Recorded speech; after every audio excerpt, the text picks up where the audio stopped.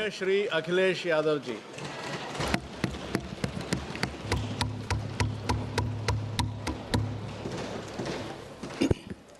मैं सबसे पहले सभापति महोदय आपका मैं धन्यवाद देता हूं कि मुझे आपने बजट पे बोलने का समय दिया है। मैं तीसरा सदस्य इस पे बोल रहा हूं।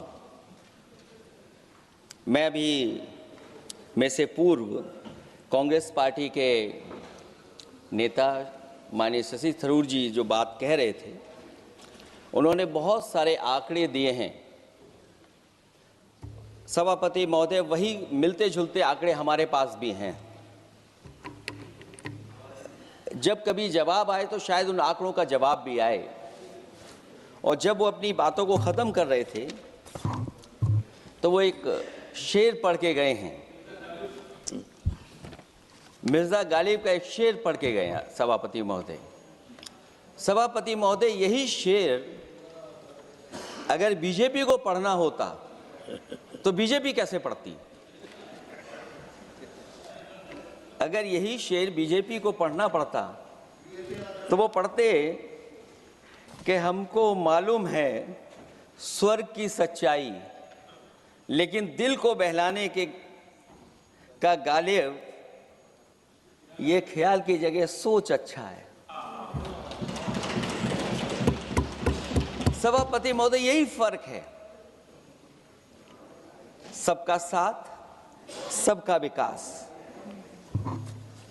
सभापति महोदय, बोलने से पहले मैं जब बजट को देख रहा था और अक्सर सरकार को पिछले कई सालों से चलता हुआ मैं देख रहा हूं, मैं कहना चाहता हूं, क्यों झूठे ख्यालों में दिन रात करें, जो बनाते हैं हवा में बातों के महल, आओ उनसे कुछ जमीनी बात करें। सभापति महोदय,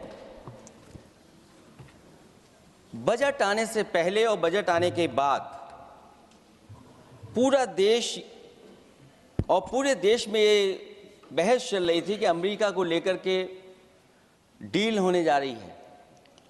सभापति महोदय, मुझसे पहले अभी जो भारतीय जनता पार्टी की माननीय सदस्य बोल रही थी, और भारतीय जनता पार्टी का ये पक्ष है कि हम लोगों ने दुनिया में बहुत सारे देशों से फ्री ट्रेड एग्रीमेंट कर लिया है। सभापति महोदय, मैं भारतीय जनता पार्टी की सरकार से जानना चाहूँगा, अभी कितने देश और बचे हैं जिससे आप फ्री ट्रेड एग्रीमेंट नहीं कर पाए हैं? कुछ ऐसे भी देश बचे होंगे शायद जिनसे आपकी इच्छा होगी कि हम फ्री ट्रेड एग्रीमेंट कर लें। और सभापति महोदय, का फ्री ट्रेड एग्रीमेंट हो भी जाते हैं, जो लोग कभी रुपए के बारे में बहुत चिंता करते थे, कभी कभी उम्र से, कभी कभी दूसरे लोगों की उससे जोड़ देते थे, इतने सब फ्री ट्रेड एग्रीमेंट होने के बाद और अमेरिका से डील नहीं ढील हुई है, उसके बाद हमारा रुपया कहां पहुंचेगा? और अगर यही डील होनी थी तो 11 महीने इंतजार क्यों कराया? अगर यही डील होनी थी सभापति महोदय, तो 11 महीने किस बात का इंतजार था? हमारे कारोबारियों को या हमारे जितने भी उद्योग से जुड़े लोग हैं, उनके साथ ये परेशानी क्यों? बजट पर सबसे पहला सवाल यही है कि डील पहले बनी है बजट।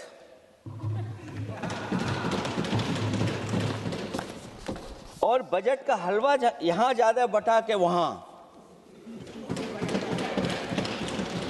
सभापति महोदय, स्वदेशी, आत्मनिर्भर, ये शब्द तो बहुत अच्छे लगते हैं, लेकिन जब डील हो गई है तो क्या इस बजट को लाने से पहले आत्मनिर्भरता और स्वदेशी को अपने अपने शब्दकोश से हटा दिया है, या इसको उल्टे अर्थ में विलोम शब्दकोश में डाल दिया है? और ये डील नहीं है जो हम आप सब समझ पा रहे हैं, शायद सत्ता पक्ष के लोग ये नहीं समझ पा रहे होंगे, लेकिन पूरा देश समझ रहा है कि हमने अपना बाजार एक बार और खोल दिया है। $500 बिलियन का व्यापार एक तरफा, हमारे आत्मनिर्भरता कहां जाएगी? स्वदेशी नारा हमारा कहां जाएगा? हमारे देश की जनता भाजपा से कह रही है कि जहां तक हमें मालूम है डील एक तरफा नहीं होती है। क्या ये बनी वहां पहुंची यहां जहां जैसे कोई एक पक्षी मान रहा हो? जनता भाजपा से यह भी जानना चाहती है कि 0 बड़ा के 18।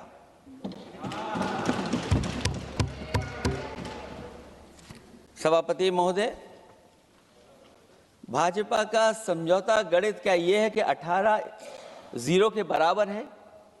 क्या 18 हमारा 0 के बराबर है? देश के किसानों, दुकानों, उद्योगों को बचाने के लिए खोखले शब्दों के अलावा भाजपा के पास कोई और सुरक्षा कवच या संरक्षण योजना है कि नहीं है? इसलिए मैं सभापति महोदय कहना चाहता हूं, ये बजट दिशाहीन है। इस बजट में कोई विजन नहीं है कि 2047 तक हमारा देश विकसित भारत बन जाएगा। और हम जैसे लोगों को, समाजवादियों को तो सरकार से पहले ही उम्मीद नहीं थी, और जिस सरकार से उम्मीद न हो उसकी बजट से क्या उम्मीद होगी। इस बजट में पीडीए के लिए कुछ भी नहीं है। कोई योजना दलित, पिछड़ा, महिला, गरीब, अल्पसंख्यक या नवयुवक के विकास के लिए नहीं लाई गई है। ऐसा लग रहा है कि सरकार ने इनके बारे में सोचना ही छोड़ दिया है। और अगर जीडीपी हमारी 7% है और नॉमिनल जीडीपी की ग्रोथ केवल 8% है, जो कि लगभग 12% होनी चाहिए थी, इसके कारण लोगों के हाथ में कम पैसा है। और कारण यह भी लगता है कि हमारा प्राइवेट इन्वेस्टमेंट नहीं आ पा रहा है। जो लोग ये कहते हैं कि हम प्रति व्यक्ति आय बढ़ा रहे हैं, जो आंकड़े हमारे पास हैं, जो जानकारी हमारे पास है, वो आंकड़ा यही कहता है कि $3000 के लगभग प्रति व्यक्ति आय हमारी है। और अगर हम दुनिया से जब इतना ही जुड़ गए हैं तो 2025 की जो रैंकिंग है, हमारा स्थान 144वां है, 144th है। तो जहां हम इतना 10, 11, 12 साल से हम इतने बजट ला रहे हैं, क्या हमारे पर कैपिटा इनकम लोगों की नहीं बढ़ पाई? और सदन में, इसी सदन में कई बार ये पूछा गया कि जो लोग राशन प्राप्त कर रहे हैं, गरीबी रेखा से नीचे हैं, कम से कम उनकी पर कैपिटा इनकम क्या, ये तो बताना ही चाहिए सरकार को। और पिछड़ेपन को दूर करने के लिए कोई विजन नहीं दिखता इस बजट में। जैसे जब बजट आता है तो बजट में ढूंढते हैं हम लोग कि हमारे स्टेट के लिए क्या और खास नया आया होगा। उत्तर प्रदेश जैसा प्रदेश जहां पर डबल इंजन की सरकार को बहुत कुछ कहा जाता है कि डबल इंजन की सरकार है, हम विकास भी डबल करेंगे, लेकिन मैं देखता हूं उत्तर प्रदेश के लिए कोई खास योजना ऐसी नहीं आई है जिससे उत्तर प्रदेश के 25 करोड़ लोगों को कुछ मुख्य धारा से जोड़ा जाए। वैसे तो बड़ी बड़ी योजनाएं बताई जा रही हैं कि हमारे कई फ्रेट कॉरिडोर्स बन रहे हैं, वाटरवेज बन रहे हैं, एक्सप्रेसवेज बन रहे हैं, लेकिन उत्तर प्रदेश जहां से प्रधानमंत्री जी आते हैं, भविष्य में जो बनेंगे एक्सप्रेसवे, लेकिन भारत सरकार के बजट से कोई भी अभी एक्सप्रेसवे वहां पर नहीं बना। अगर कोई बना हो, नया बन रहा हो, बड़ा बन रहा हो तो बताएं। और जो बने भी हैं वो उस मानक, उस क्वालिटी के नहीं हैं जिस क्वालिटी के आज विकसित भारत के एक्सप्रेसवे होने चाहिए। जो लोग भ्रष्टाचार पे बड़े बड़े सवाल उठाते हैं, वो कम से कम अपनी सड़कों को देखें, अपने एक्सप्रेसवेज को देखें कि उन्होंने क्या बना करके खड़ा इतने हजारों करोड़ रुपए खर्च करने के बाद। इनके सबसे पहले प्रधानमंत्री अटल बिहारी वाजपेयी जी, उनके नाम से कोई एक्सप्रेसवे बन रहा था, सभापति महोदय, हम लोगों ने अखबारों में पढ़ा, कई लोग स्टेटमेंट भी देते हैं कि हम एक्सप्रेसवे बना रहे हैं। उनके नाम से बनने के साथ साथ उनका नाम भी बदल दिया। पहले वो चंबल एक्सप्रेसवे बन रहा था, फिर अटल जी के नाम से एक्सप्रेसवे बन रहा था। लगता है वो जमीन पर नहीं उतरा है, वो केवल कागजों पे बन रहा था। तो ये तो एक्सप्रेसवे की बात हुई। सबसे बड़ा सवाल ये है कि किसान को लेकर के इन्होंने कहा कि किसान की हम आय दोगुनी कर देंगे। आज हमारा किसान इस उदारीकरण में कहाँ खड़ा है? जिस किसान को लेकर के पूरे देश के सभी राजनीतिक दल चिंतित रहते हैं, इस डील के बाद हमारे किसानों का हाल क्या होगा? और जब सब कुछ विदेश से ही आएगा तो हमारा किसान भारत में क्या उगाएगा, जमीन पर क्या उगाएगा और क्या बेच पाएगा? सभापति महोदय, सरकार ने बड़ा बजट पेश किया, कहा कि हम एग्रीकल्चर इंफ्रास्ट्रक्चर तैयार करेंगे, एग्रीकल्चर इंफ्रास्ट्रक्चर से हम मंडियां तैयार करेंगे, बाजार तैयार करेंगे, एमएसपी लागू करेंगे। हमारे किसान जब काले कानून के खिलाफ लड़ रहे थे, बड़ी संख्या में जान चली गई, उसके बाद सरकार कहीं पीछे हटी और उन्होंने काले कानून वापस लिए। लेकिन आज भी किसानों को जो कानूनी गारंटी मिलनी चाहिए वो अभी तक एमएसपी की कानूनी गारंटी सरकार नहीं दे पाई है।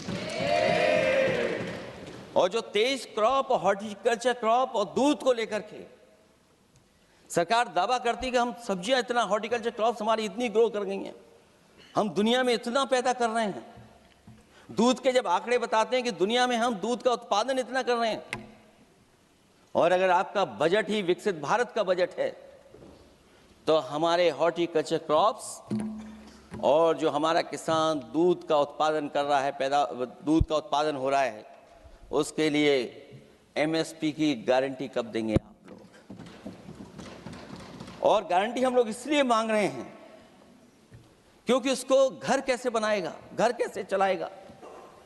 अगर उसको लाभ नहीं मिलेगा, बच्चों को कैसे पढ़ाएगा? अपनी बेटियों को हंसी खुशी विदा कैसे कर पाएगा? और इधर तो जहां फसल की कीमत नहीं मिल पा रही है, सभापति महोदय, सोने के भाव कहां पहुंच गए हैं? पहले गरीब सोचता था जब हम अपनी बेटी की विदा करेंगे तो कुछ सोने का एक सामान खरीद करके दे देंगे उसको।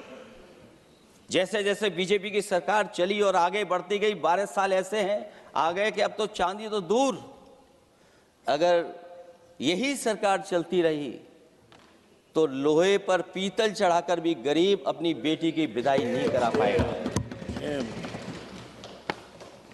कैसे अपने भविष्य के लिए 2 पैसे जमा कर पाएगा? मतलब आज क्या खाएगा, कल के लिए क्या बचा पाएगा? ये किसानों के बड़े सवाल हैं। भाजपाई किसानों को लाभ नहीं पहुंचाना चाहते हैं, ये किसी और को लाभ पहुंचाना चाहते हैं। कुछ अदृश्य लोग हैं जिनको लाभ पहुंचाना चाहते हैं, क्योंकि इनका बजट, जो बजट बनाते हैं, वो आम जनता का ना उसमें जिक्र है ना फिक्र रहती है। और अगर फिक्र होती उनको तो किसान की खाद समय पर मिल जाती उन्हें, उनको बीज समय पर मिल जाता, सस्ती बिजली उपलब्ध हो जाती, सिंचाई या सिंचाई मुफ्त हो जाती थी। और मुझे याद है सभापति महोदय, समाजवादी सरकार में हम लोगों ने किसानों की सिंचाई मुफ्त करने के भी फैसले लिए। कीटनाशक दवाइयां कितनी महंगी हैं और सरकार ने किसानों को अपने हाल पे छोड़ दिया। मंडियों पे कहीं कोई खरीद नहीं है, और अगर खरीद हुई है तो सरकार बताए कि धान, आलू या गेहूं की खरीद में तो मिल जाती है उसको कीमत, लेकिन धान और आलू जैसी फसलों पर कोई सरकार कीमत नहीं दे पा रही है। महंगाई बेतहाशा बढ़ने पर भी इस बजट में जनता को टैक्स में न छूट देना टैक्स शोषण है। अमीरों के काम, कारोबार और घूमने फिरने पर 10 तरह की छूटें दी गई हैं, लेकिन बेकारी, बेरोजगारी से जूझ रहे लोगों की उम्मीदों की थाली खाली है।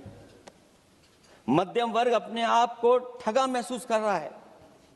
शोषित, वंचित, गरीब व्यक्ति जहां था वैसे भी नीचे जाता दिख रहा है। इस बजट ने उसके चादर में पैबंद लगाने की जगह उसे और चिथड़ा कर दिया है, क्योंकि सामाजिक सुरक्षा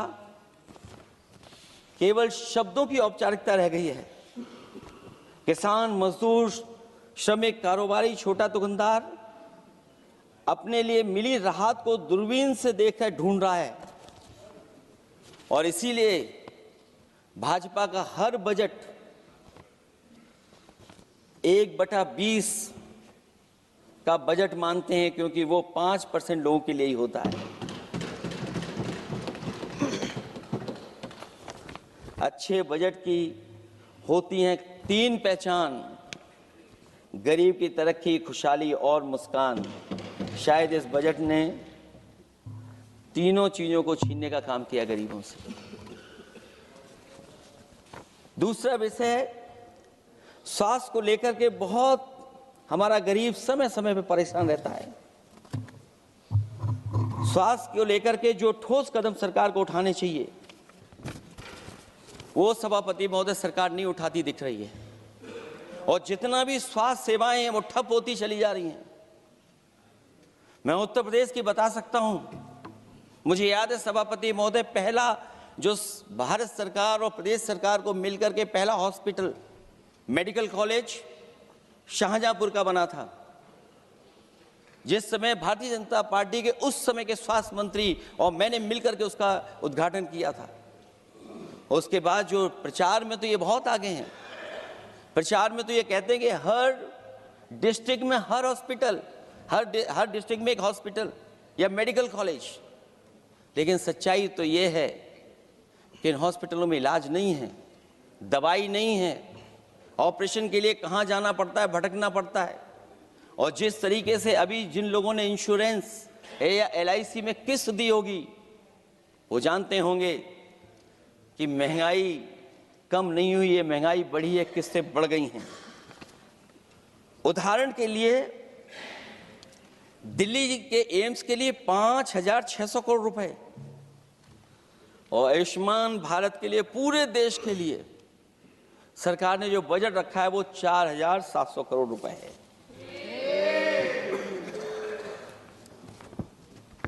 सुनते हैं पहले उपवन में हर ऋतु में बहार गाती थी, कलियों का तो कहना ही क्या, मिट्टी में खुशबू आती थी।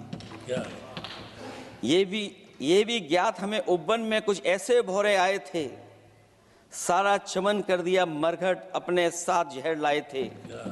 लेकिन अगर चमन वाले ही भौरों के रंग ढंग अपनाएं, माली तुम ही फैसला कर दो, हम किसको दोषी ठहराएं। सभापति महोदय, मैं उत्तर प्रदेश से आता हूं, जहां पर प्रधान संसदीय क्षेत्र है। राजमाता पूजनीय अहिल्याबाई होलकर जी, उनकी मूर्ति थी, उसको बुलडोजर से तोड़वा दिया। सभापति महोदय, कोई कल्पना कर सकता है एक मणिकर्णिका घाट जो हमारी पौराणिक पहचान रही, सदियों से हमारी विरासत की पहचान रही, सनातनी काशी की विरासत रही, वहां पे इनकी सरकार ने प्रधान संसदीय क्षेत्र में बुलडोजर चला करके हमारी पूजनीय अहिल्याबाई होलकर की मूर्ति को इन्होंने तोड़ने का काम किया। और सभापति महोदय, केवल एक मूर्ति नहीं, वहां पर अगर हम गिनती करेंगे, 1 नहीं, 2 नहीं, 3 नहीं, 4 नहीं, 5 नहीं, 6 नहीं, 7 नहीं, लगभग 100 मंदिरों को तोड़ने का काम इसी सरकार में हुआ है। केवल मंदिर नहीं तोड़े गए सभापति महोदय, एक antique bell donated by Nepal नरेश, जो घंटा बजता था, सभापति महोदय, जो घंटा बजता था, नेपाल नरेश जिन्होंने गिफ्ट किया था, वो घंटा भी लापता है।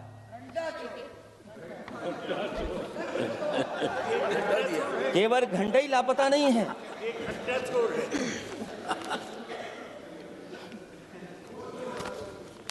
सभापति महोदय, नमामि गंगा को लेकर के हमारे कानों में अभी भी वो बातें गूंजती हैं कि माँ गंगा ने मुझे बुलाया है। क्या बात है कि पिछले 11 साल से माँ गंगा ने बुलाया ही नहीं किसी को। माँ गंगा बह रही हैं, जो उसके पैरामीटर्स हैं, जिस पैरामीटर्स को हर दिन नापा जाता है, उसमें डिसॉल्व ऑक्सीजन, सीओडी, बीओडी और तमाम पैरामीटर्स आज किस हालत में है माँ गंगा। कोई कह रहा था कि अब गंगा बहकर के दूर तक जाएंगी, लेकिन शायद वो ये नहीं जानते होंगे कभी कभी उल्टी गंगा भी बहती है। जब उल्टी बहेगी तो यूपी के आते आते आप बाहर हो जाएंगे। सभापति महोदय, नमामि गंगा, मां गंगा में जुड़ने वाली नदियां, वरना नदी को एक संरक्षण कैसे हो, ब्यूटिफिकेशन कैसे हो, रिवर फ्रंट कैसे बने, उसकी शुरुआत की थी। लेकिन सभापति महोदय, इनकी बुलडोजर सरकार ने उसका काम रोक दिया। काली नदी किस हालत में है। यमुना के बारे में दिल्ली की सरकार जब बनानी थी तो कहा कि हम दुनिया का सबसे बेहतर रिवर फ्रंट बनाएंगे यमुना पर। इसी राजधानी में कहा गया। आज बताइए यमुना की हालत क्या है। और अगर यमुना दिल्ली में गंदी हो रही है तो ये बह करके जब यूपी जाती है तो मथुरा में भी गंदी है। और थोड़ा बहुत साफ गंगा इसलिए हो जाती है क्योंकि जब चंबल का पानी उसमें जुड़ता है, थोड़ी बहुत यमुना साफ हो जाती है। उसके बाद यमुना में भी कोई सफाई का सरकार ने इंतजाम नहीं किया। और आज भी मैं कहता हूं, देश का सबसे अच्छा रिवर फ्रंट अगर कहीं बना है तो लखनऊ में बना है, गोमती रिवर फ्रंट। जो लोग ये कहते हो कि दूसरा रिवर फ्रंट अच्छा है, मैं उनसे कहूंगा कि अभी लखनऊ के रिवर फ्रंट पर भी घूम करके आइए, तब आपको मालूम पड़ेगा कि रिवर फ्रंट क्या होता है। 26 जनवरी इसी वर्ष मैंने एक प्रतिष्ठित अखबार को पढ़ा और उसमें देखा मैंने कि high uranium in India's ground water samples लिए गए हैं। एक्सपर्ट्स वार्न कर रहे हैं कि सेवरल हेल्थ रिस्क हैं उससे। Lead pollution alarming in 69 rivers in India contaminated, rivers are contaminated. हमारे पानी में पेस्टिसाइड है, इंडस्ट्रियल वेस्ट है, अनसेफ है ड्रिंकिंग के लिए। हमारी नदियों में मरकरी है, डेंजरस लेवल। और जितनी भी हमारी वाटर बॉडीज हैं इंडस्ट्रियल टाउन्स के आसपास, सब में टॉक्सिक है, मरकरी है, बड़े पैमाने पे डेंजरस है पानी वहां का। और कई जगह इंडस्ट्री का सीधा सीधा वेस्ट जा रहा है। आर्सेनिक लेवल का सोच ही नहीं सकते हम लोग, जो मानक है उससे कई गुना ज्यादा है। ये तो हमारे देश का पानी है जो नदियों में बह रहा है, जो अंडरग्राउंड वाटर बन रहा है हमारा। ठीक ही कहा हमारे माननीय सदस्य ने कि जो संपन्न हैं, प्रिविलेज्ड हैं, वो लोग तो पानी साफ करने की मशीन खरीद सकते हैं। हमारा गरीब क्या खरीदेगा। गरीब की हेल्थ को कितनी परेशानी और रिस्क है। यहां तक कि अंतर्राष्ट्रीय प्लेटफॉर्म पर हमारे देश को भी सुनना पड़ा एक प्रतिष्ठित चैनल पर कि आपके देश में इन्वेस्टमेंट क्यों आएगा, क्योंकि वहां आ ही नहीं सकता है, क्योंकि आपकी हवा खराब है। सोचिए, देश का पानी खराब हो। और ये मैं नहीं कह रहा हूं, पानी खराब सरकार को मालूम है, नहीं मालूम है, लेकिन जो प्राइवेट कंपनियां हैं जिनको अपना पानी बेचना है, तो वो बता रही कि आपके भारत के पानी में क्या क्या है। और ये बात गलत है तो सरकार ऐसी कंपनियों पर प्रतिबंध क्यों नहीं लगाते हैं कि इस तरह अपनी कंपनियों का सामान बेचने के लिए झूठा प्रचार कर रहे हैं। जो चर्चा होने लगती है हवा खराब है, हालांकि उत्तर प्रदेश आते आते सरकार की भी हवा खराब हो जाती है। सरकार सबको डराती है लेकिन सरकार को कोई नमस्कार न करे उसको नहीं डरा सकते। हमने तो कहा कि तुम लखनऊ से गए हो, लखनऊ का जो अदब है, लखनऊ का जो हमारी पहचान है, कम से कम अगर नमस्कार नहीं कर सकते तो आदाब तो कर ही देते वहां जाकर। जो लोग पिछड़े पीडीए उनके पक्षधर बनते हैं, आरक्षण को लेकर के कहते हैं कि हम आरक्षण देंगे, उनकी सरकारों में क्या अपॉइंटमेंट हो रहे हैं। मुझे याद है इससे पहले जब बहस हुई थी सदन में, वहां से बात निकली थी कि किस तरीके से अपॉइंटमेंट हो रहे हैं यूनिवर्सिटीज और कॉलेजेस में। मैं उसी पे कुछ कहना चाहता हूं। ये अपनी अपनी किस्मत है, कुछ कलियां खिलती हैं ऊपर और दूसरी मुरझा जाती हैं झुके झुके जीवन भर भूं पर। माना बदकिस्मत है, लेकिन क्या वे महक नहीं सकती हैं? अगर मिले अवसर अंगारे सी क्या दहक नहीं सकती हैं? जिस तरीके से आरक्षण पर खिलवाड़ हो रही है उसकी कोई कल्पना नहीं कर सकता था। विकसित भारत तभी विकसित भारत माना जाएगा जब हमारे पिछड़े दलित आदिवासी अल्पसंख्यक मुसलमान भाई को बराबर का हक मिलेगा, और जब तक हक नहीं मिल रहा उनको, तब तक शायद विकसित भारत का देखने का सपना आधा अधूरा है। अभी अभी सुप्रीम कोर्ट ने कहा है माइग्रेशन को लेकर के, सुप्रीम कोर्ट ने 16 जनवरी को एक फैसला पलट दिया। हाई कोर्ट के फैसले को पलटते हुए फैसला सुनाया कि यदि आरक्षित वर्ग का कोई उम्मीदवार बिना किसी छूट का लाभ लिए अगर अनारक्षित वर्ग से ज्यादा नंबर प्राप्त करे तो उसे अनारक्षित वर्ग में सेलेक्ट किया जाएगा। क्या सुप्रीम कोर्ट भी कह रहा है? हमारे सरकार की भी नियत है कि सबको आरक्षण मिलना चाहिए जिनका हक हो। हमारे प्रधानमंत्री जी भी कहते हैं हम पिछड़े हैं। हमारे दूसरे नंबर के नेता, क्योंकि उन्हें सनातनी बनना था, अपना धर्म बदल के दूसरा धर्म लिख लिया उन्होंने। तो कम से कम पिछड़ों का तो ख्याल करिए आप। जब पिछड़ों का ख्याल करोगे तभी आपका देश विकसित बनेगा, भारत विकसित बनेगा। अगर आप पिछड़ों को छोड़ देंगे, दलितों को छोड़ देंगे, आदिवासियों को छोड़ देंगे, अल्पसंख्यक भाइयों को छोड़ देंगे, तो आप कैसे विकसित भारत बनाएंगे? एक आर्थिक बराबरी है, दूसरी सामाजिक बराबरी है, और मुझे लगता है बजट से न आर्थिक गैर बराबरी दूर हो रही है, न सामाजिक गैर बराबरी दूर हो रही है। और इनकी सरकार में कितना भेदभाव है। सभापति महोदय, केवल चुनाव जीतने के लिए सोचिए, एक 72 साल के बुजुर्ग पर मोईद खान साहब, आप जानते होंगे आपके क्षेत्र में, मदरसा टाउन एरिया। सभापति महोदय, बीजेपी का लक्ष्य केवल है चुनाव जीतना। इन आंकड़ों से क्या मतलब? और आंकड़ों के अगर ये ठीक आंकड़े होते सभापति महोदय, तो इन्होंने कहा था कि बुलेट ट्रेन हम 1 लाख करोड़ की बनाएंगे। आज बुलेट ट्रेन 2 लाख करोड़ की कैसे हो गई? सभापति महोदय कहा कि हम 1 लाख करोड़ में बनाएंगे बुलेट ट्रेन, और बुलेट ट्रेन केवल संपन्न स्टेटों में क्यों? हमारे बंगाल, बिहार और यूपी में क्यों नहीं? और अगर आप हाई स्पीड बुलेट ट्रेन लाना चाहते हैं तो 1 लाख करोड़ का बजट दिया था, 2 लाख करोड़ बजट हो गया। यूपी में जब बनेगा तो पता नहीं कब बनेगा, कौन जानता है कब बनेगा। चुनाव जीतने के लिए इनकी सरकार के लोगों ने झूठा फंसाया। ये सब जुमला है, जुमला। झूठा फंसाया, और इसलिए फंसाया कि वो मुस्लिम है, इसलिए फंसाया। 72 वर्ष के बुजुर्ग को 19 महीने जेल में रखा गया। समाजवादी पार्टी को बदनाम किया गया, और केवल इसलिए कि चुनाव जीत जाए आप, अयोध्या का चुनाव जीत जाए, क्योंकि अयोध्या का चुनाव हारे थे आप लोग। मैं अयोध्या की महान जनता का धन्यवाद देता हूं कि उन्होंने कम्युनल पॉलिटिक्स का समापन किया है। वो विकास के रास्ते पे जाना चाहते हो। मैंने पहले भी कहा, फिर कहता हूं, आपका विकास अयोध्या का तो मैं जानता हूं कैसा है, क्योंकि लोगों ने काशी को क्यूटिव बनते नहीं देख पाए।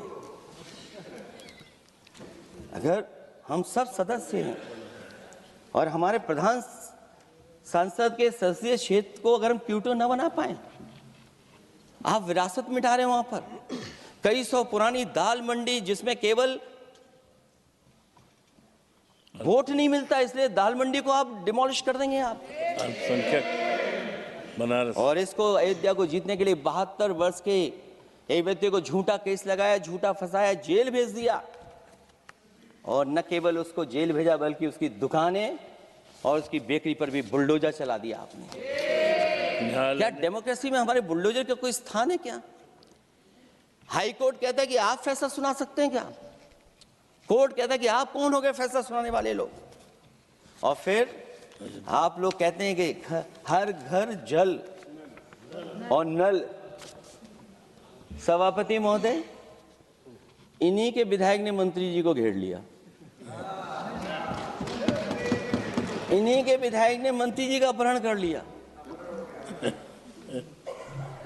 और ये कहते हैं कि हम तो, हमारे कोई अराजकता नहीं है।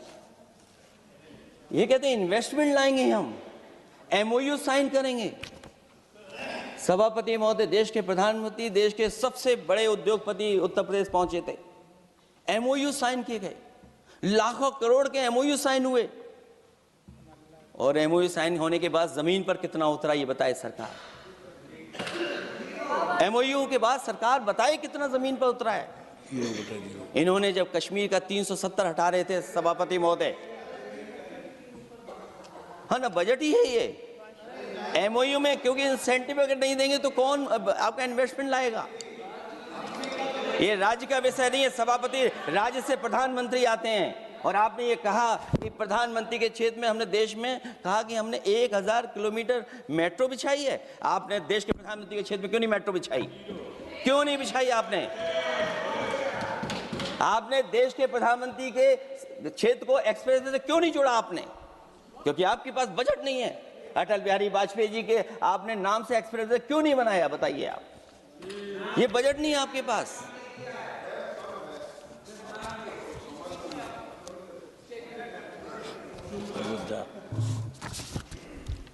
अयोध्या एयरपोर्ट घोटाला, एयरपोर्ट बनते ही पानी टपकने लगा। एयरपोर्ट तो दिल्ली का है, बजट तो दिल्ली ने दिया होगा। अयोध्या रेलवे स्टेशन, हमारे कन्नौज का रेलवे स्टेशन बनते ही गिर गया और गिरने के बाद अभी तक नहीं बन पाया। तो ये बजट का हिस्सा नहीं है क्या? आप वाटरवेज बात कर रहे हैं, गंगा साफ नहीं है, आप पानी का जहाज कहां ले जाएंगे? बिहार में जाकर के रुक जाएगा। पिछली बार भी एक पानी का जहाज चला था, बनारस से जाते ही बिहार में रुक गया, जाकर के पटना भी नहीं पहुंच पाया। Rampath, sewer line smart city का हिस्सा है। आपका स्मार्ट सिटी कैसा है? इंदौर में पानी पीने से कितने लोगों की जान चलेगी सभापति महोदय? और कोई शहर बता दीजिए जहां कूड़ों का ढेर ना हो। जब देश के प्रधानमंत्री जी ने झाड़ू उठाया हो और उसके बाद भी कहीं कूड़ा ना हटे सभापति महोदय। भजन संध्या स्थल घोटाला हुआ, अंतर्राष्ट्रीय मीडिया सेंटर बनाया, उसमें भी पानी गिर रहा है। लाइट सजावट की चाइनीज आई हैं। हमारे देश का कारोबार कैसे उलझा दिया आपने?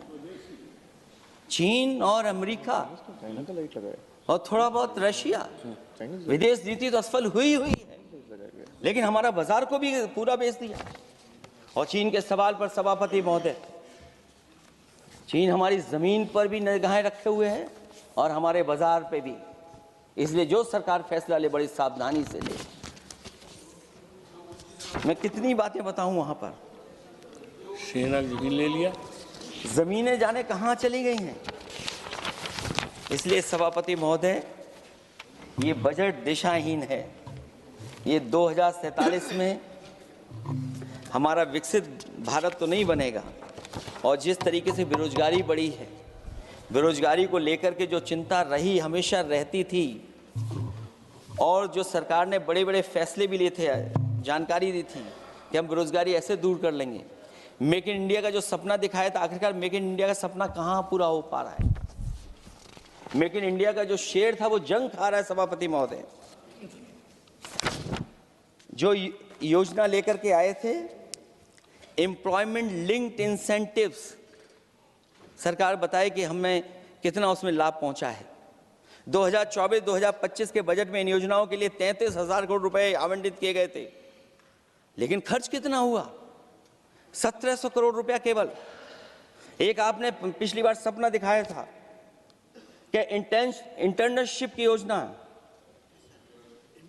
इंटर्नशिप वाली योजना जो घोषित की, जिसके लिए 10,000 करोड़ रुपए आवंटित किए थे आपने, लेकिन उसमें खर्च कितना हुआ है? 500 करोड़ रुपया। और जो लक्ष्य रखा था आपने रखा था 5 साल में 1 करोड़ लोगों को, लेकिन इसमें आए कितने? 1,65,000 लोगों ने फॉर्म भरा, ऑफर दिया उन्होंने, लेकिन फाइनली जिसमें ऑफर जिसका सिलेक्ट हुआ वो केवल 16,000 लोगों को काम पहुंचा है। सोचिए, हमारा देश इतना बड़ा, जहां करोड़ों को आप इस योजना से जोड़ना चाहते थे, केवल 16,000 लोग जाएंगे उसमें। ये आपको बेरोजगारी खत्म करने की योजना है आपकी?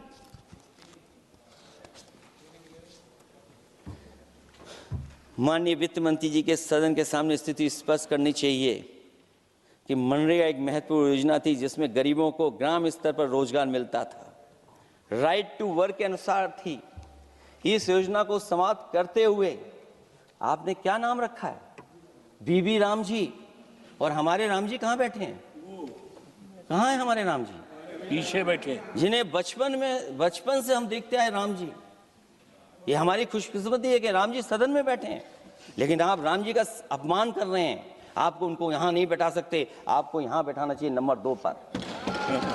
अगर आप सच्चे मायने में सभापति महोदय बीपी राम जी, आप कृपया, देखिए वित्त मंत्री राम जी को ही नहीं जानती हैं। अखिलेश जी, हे भगवान, अखिलेश क्या करें अब? अखिलेश जी, आप कृपया बजट पे आ जाइए। आप कृपया बजट पे आ जाइए अखिलेश जी। सभापति महोदय, बजट पे आइए, बजट पे आइए।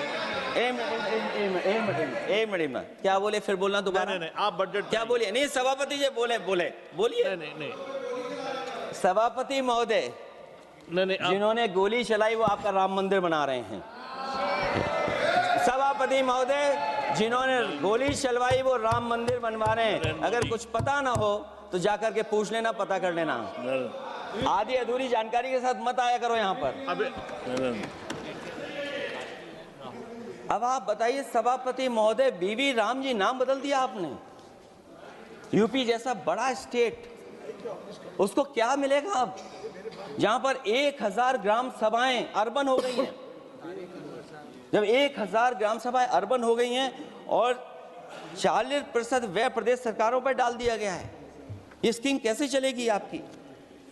मैंने पहले ही कहा था कि एमएसपी की लीगल गारंटी मिलनी चाहिए। और जिस तरीके से किसान आत्महत्या कर रहा है, एनसीआरबी के आंकड़े सरकार के पास होंगे कि किसान कितनी आत्महत्या कर रहा है। जिन्होंने ये कहा कि 2022 तक हम दोगुनी आय कर देंगे। आप बताइए, आलू की पैदावार की क्या आय दोगुनी हो गई? धान की पैदावार करने वाले की आय दोगुनी हो गई। आपको गाय से बहुत प्रेम है। हमारे क्षेत्र में खुद एक काऊ मिल्क प्लांट बना, यूपी का पहला काऊ मिल्क प्लांट। आपकी सरकार ने उसको बंद कर दिया। आप कहते गाय की सेवा करो, लेकिन पहला यूपी का काऊ मिल्क प्लांट वो आपसे बंद हो गया। अगर शायद हम ऊंट के मिल्क की चॉकलेट बना रहे होते उस प्लांट से, तो वो प्लांट चलता रहता।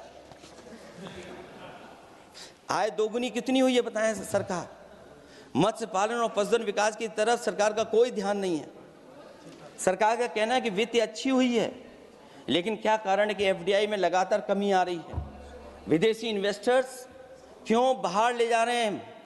भारत में इन्वेस्ट करने के लिए क्यों नहीं इच्छुक हैं? और शेयर मार्केट क्यों इतनी जल्दी गिर जाता है? रुपए के मूल्य में डॉलर के विरुद्ध निरंतर गिरावट आ रही है। और इसके बाद सभापति महोदय, इस डील और ढील के बाद हमारा रुपया कहां होगा, ये सरकार जरूर बताए हमें। मैन्युफैक्चरिंग में कोई सुधार नहीं हो रहा है।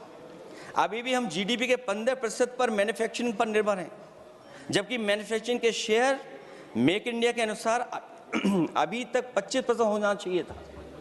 इससे स्पष्ट लगता है कि मेक इन इंडिया, आत्मनिर्भर भारत और PLI योजना सफल नहीं हो पाई हैं और उसी का परिणाम है कि आज हमारे नौजवानों को रोजगार और नौकरी नहीं मिल पा रही है। सरकार उद्योगपतियों के साथ खड़ी है। सरकार द्वारा लेबर कोड्स लाए गए हैं, जिन लेबर रिफॉर्म्स के रूप में दर्शाया जा रहा है वो लेबर कोड एम्प्लॉयर के हित में है, लेबर के पक्ष में नहीं है और मजदूरों के नहीं है। अब अधिकांश उद्योगों द्वारा लेबर को कोई भी नौकरी से निकाला जा सकता है। इतना तानाशाही होगी कि जब चाहेंगे तब निकाल देंगे। उनके 8 घंटे से अधिक काम कराया जा सकता है। परमानेंट एम्प्लॉयमेंट की बजाय कॉन्ट्रैक्चुअल एम्प्लॉयमेंट की व्यवस्था की है सरकार ने। सोचिए, यही सरकार है कि सबका साथ सबका विकास। एयर पॉल्यूशन को लेकर के मैं पहले ही कह चुका हूँ और शहरी विकास तो इनका मैंने क्योटो को मैं देखा है, इसलिए उस क्योटो के बारे में मैं ज़्यादा नहीं कहना चाहता हूँ। अंत में मैं इतना ही कहूँगा कि स्वास्थ्य और शिक्षा के केवल 10% और 14.2% बजट बढ़ाया गया है, जबकि पिछले वर्ष का पूरा बजट इन दोनों मदों में खर्च ही नहीं किया गया है। आखिरकार सरकार बताएगी खर्च क्यों नहीं हुआ, आखिर क्या कारण है, किसकी वजह से खर्च नहीं हुआ है। जल जीवन मिशन में 50,000 करोड़ रुपए खर्च नहीं हो पाए हैं और प्रधानमंत्री आवास योजना में 40,000 करोड़ रुपए, और हमारे देश के प्रधानमंत्री ने गांव गोद लिया था।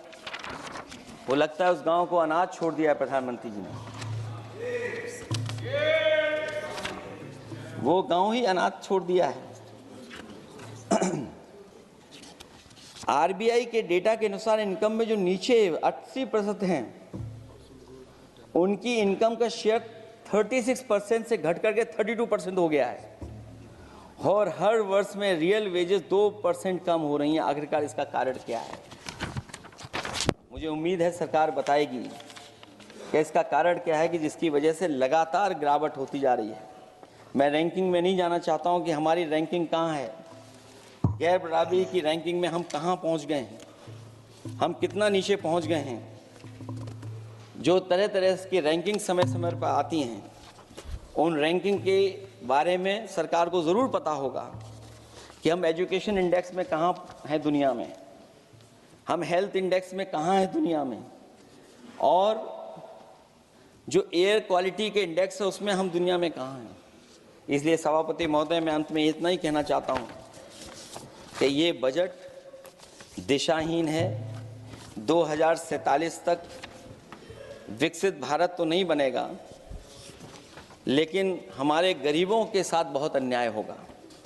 जिस तरह AI पे बात की गई है, AI अगर अच्छाई और भलाई के लिए हो तो अच्छी बात है, लेकिन पता नहीं भारतीय जनता पार्टी पे कितना रिसोर्सेज हैं कि AI और जितना भी हमारा वो है जो बजट है, वो सबसे ज़्यादा खर्च वो करते हैं दूसरों को बदनाम करने के लिए। इसलिए इन्हीं शब्दों के साथ मैं सभापति महोदय का धन्यवाद देता हूँ।